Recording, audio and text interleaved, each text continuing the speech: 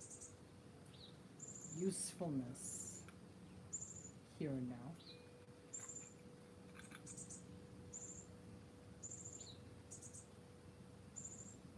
Maha Shivaratri is an opportunity to chant Om Namah Shivaya literally all night long.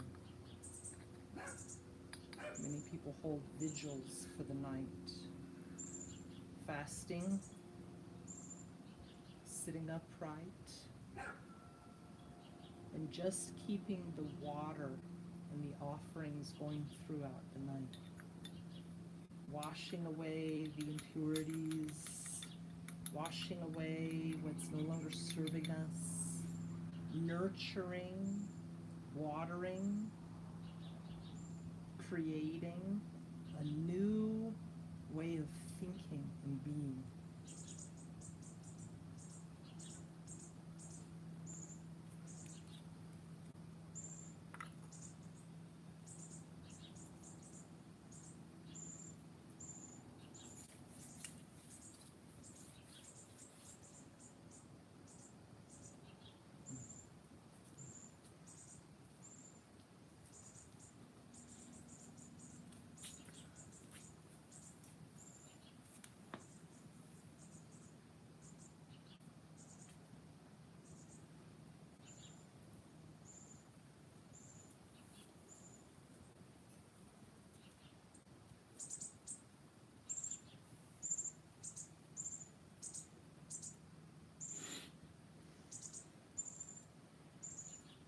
So you can take your time, and we'll head back in and hear readings from Surya, and then start up some kirtan, some songs, some festivities, and of course Surya Prabhu has wonderful lunch planned for us as well. Do you have any words to share before we depart? No, just thank you, everybody, for showing up. It's awesome to hear the temple be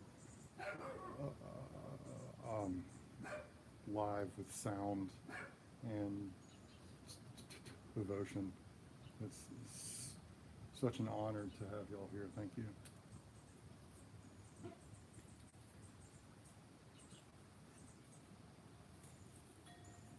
Are we leaving this out here?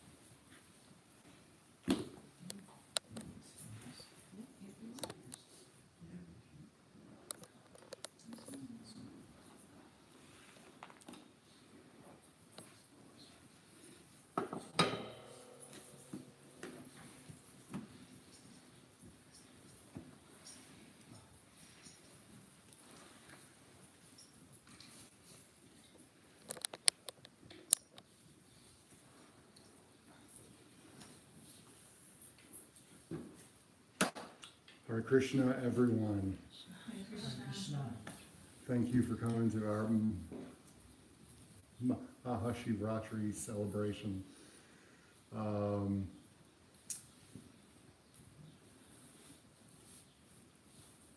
Religion and spiritual practice is your personal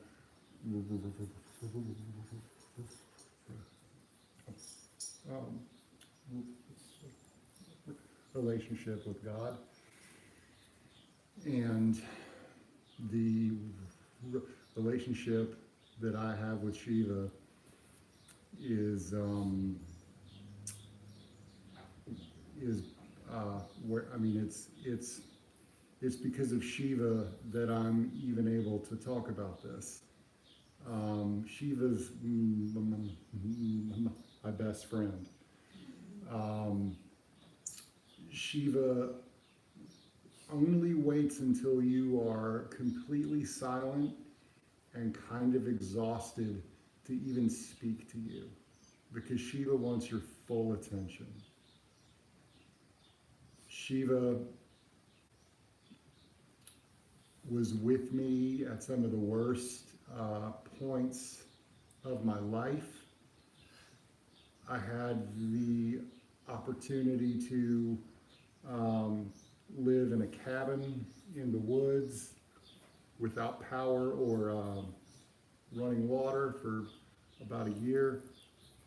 And it was just me and Shiva for a long time. And as soon as it would get dark, I would set up my altar and I would just chant Om Namo Bhagavate Vasudevaya, Om Namo Bhagavate Vasudevaya, Om Namo Bhagavate Vasudevaya, not really knowing why I chose that chant, but that's the chant that Shiva chose for me.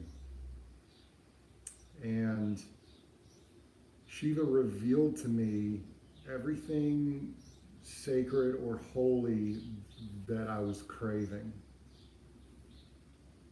And I was so overjoyed with that because I thought that Shiva was like the end of the line. I was like, I've found it. I've found the God-shaped vibration that I was searching for. And then Shiva was like, well, I'm here specifically to push you towards Krishna. But you can't do that right now because you're not ready. And I was like, I don't even know what that means. I totally thought that, you know, this was it. And Shiva had to show me humility, which became strength. And that strength became power from the soul. And then that power ultimately became love. And when I was ready to love myself and love others, Shiva, like a breeze, just nudged me to Krishna and to Radha. And then all of my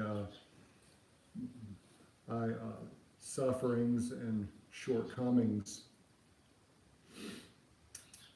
were almost evaporated because I was on the platform of real transcendental love.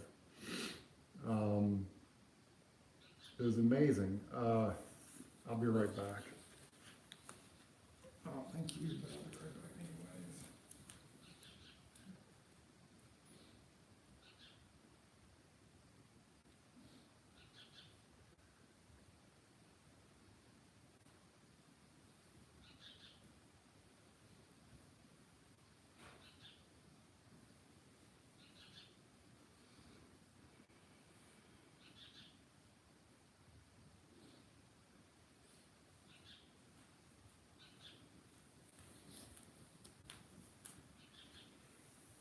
If your eyes don't water and your voice doesn't quake,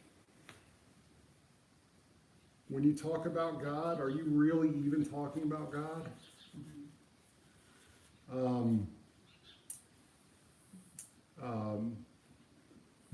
Maha Shivaratri, as I was come to understand it, is when Shiva makes room for more of himself to exist in the world. And you can tap in to that power because Shiva wants you to be happy. He wants you to love yourself. He wants you to love others. He wants you to love God.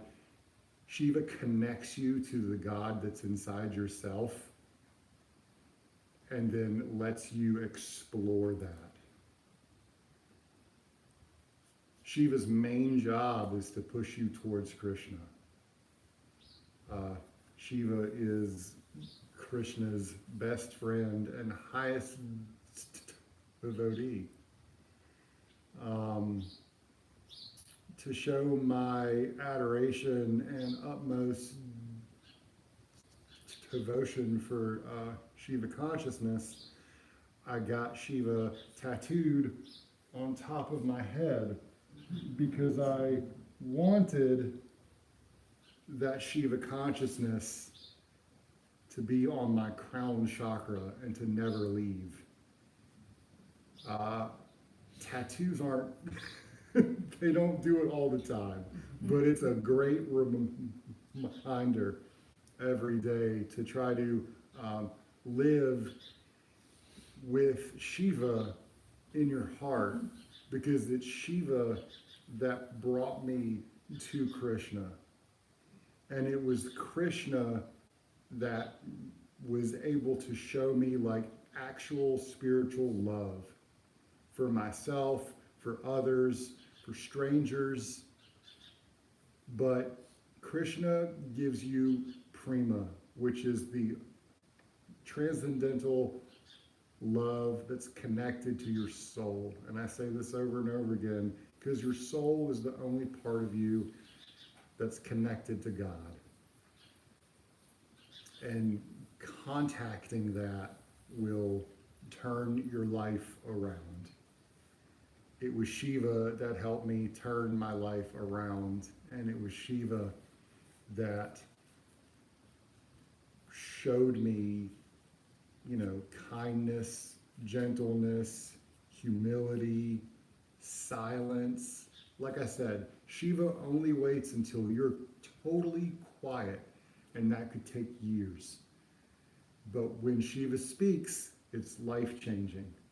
Because as he speaks, reality changes.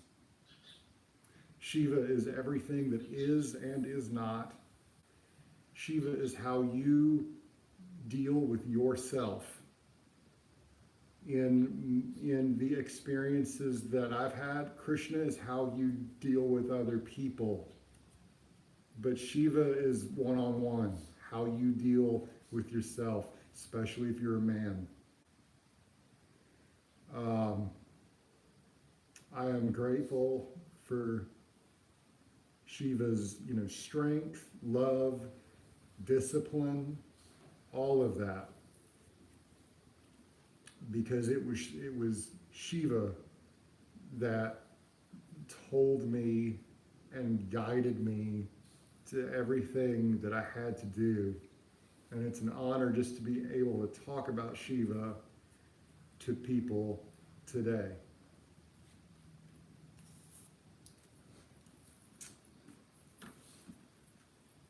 I'm going to read a little bit.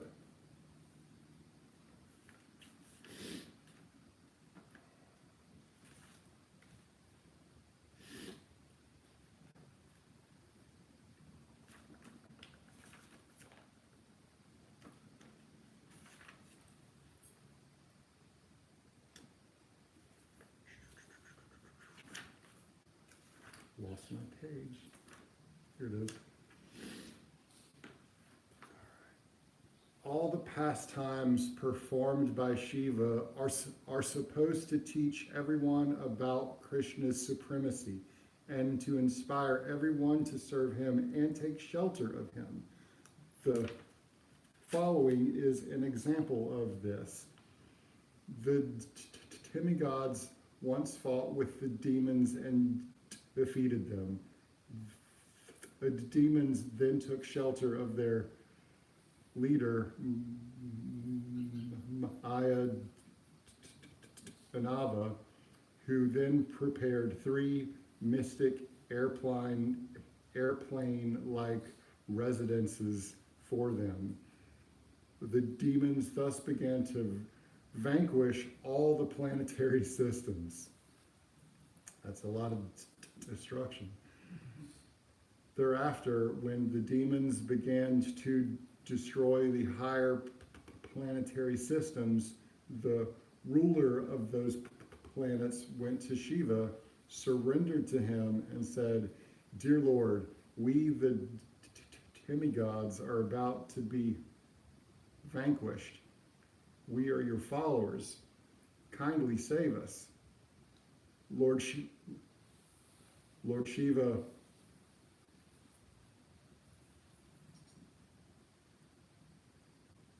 reassured them and said, "Do not be afraid." He fixed his arrows to his bow and released them toward the 3 residences occupied by the demons, and all the demons were killed. The great mystic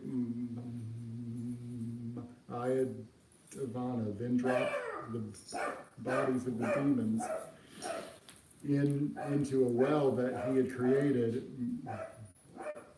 making the demons return to life and become practically invincible. Shiva became very worried. Seeing this, Lord Krishna, in his form as Lord Vishnu,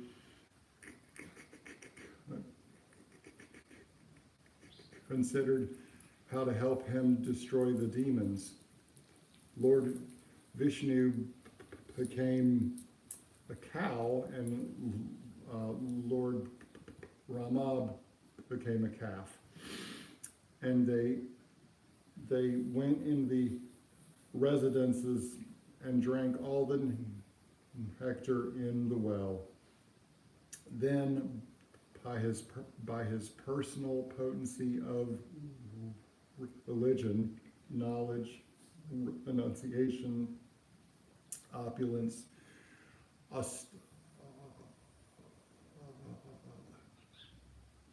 austerity, education, and so on, Krishna equipped Lord Shiva with everything he needed for the battle.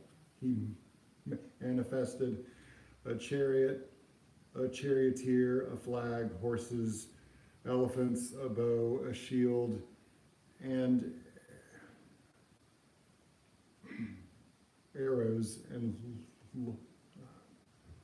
Lord Shiva sat down on the chariot to fight. He destroyed 3 residences of some of the demons. The inhabitants of the higher planets glorified and worshipped him, and he became known as Tripurari, the annihilator of the 3 dwellings of the demons. So don't fear. Krishna will save you if you offer yourself to him. He himself has promised this in the Bhagavad Gita. If you hand over your complete responsibility in life to him, not only your bodily maintenance, but your intelligence, your senses, and everything else you possess, he will take full care and responsibility for you. Don't fear. No suffering or sorrow of any kind will be able to touch you. Moreover, you will be able to come to the realm of bhakti and be happy forever. I got one more thing to read.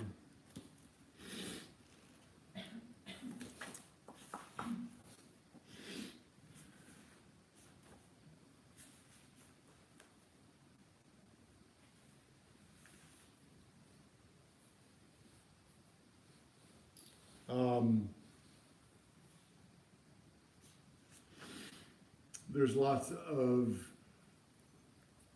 stories about Shiva talking to other groups of people on how to approach God, how to worship God. And Sri Shiva said, "O Brahmana, if you cannot recite all these names every day, then just chant Krishna, Krishna, Krishna. O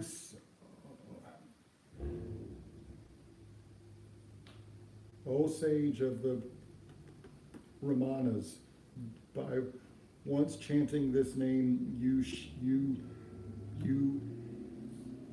shall attain everything. How much more then will you attain by chanting the Lord's names 1,000 times?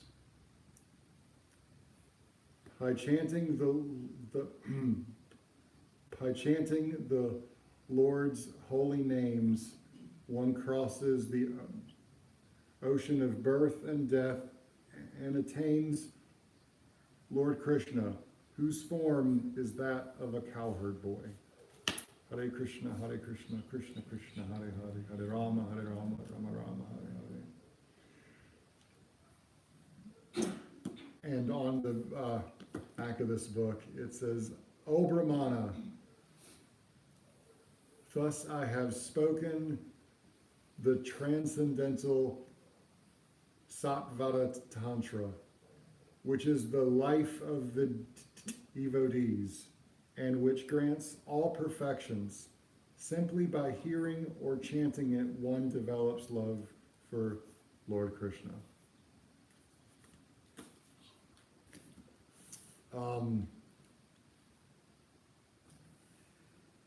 Understanding God, well, first of all, you aren't supposed to understand God, because God is really, really big.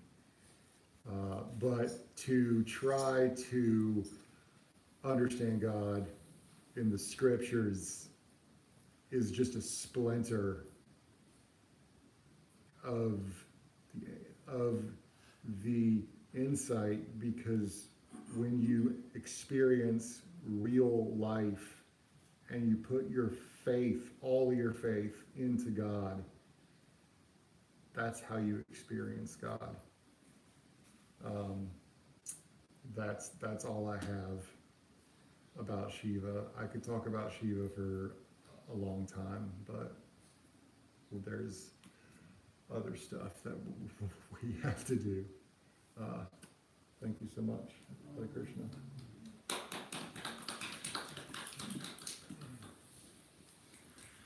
So I thought we'd take a short break and do some kirtan, do some singing.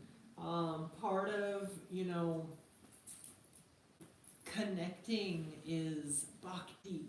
And bhakti is this very mysterious thing.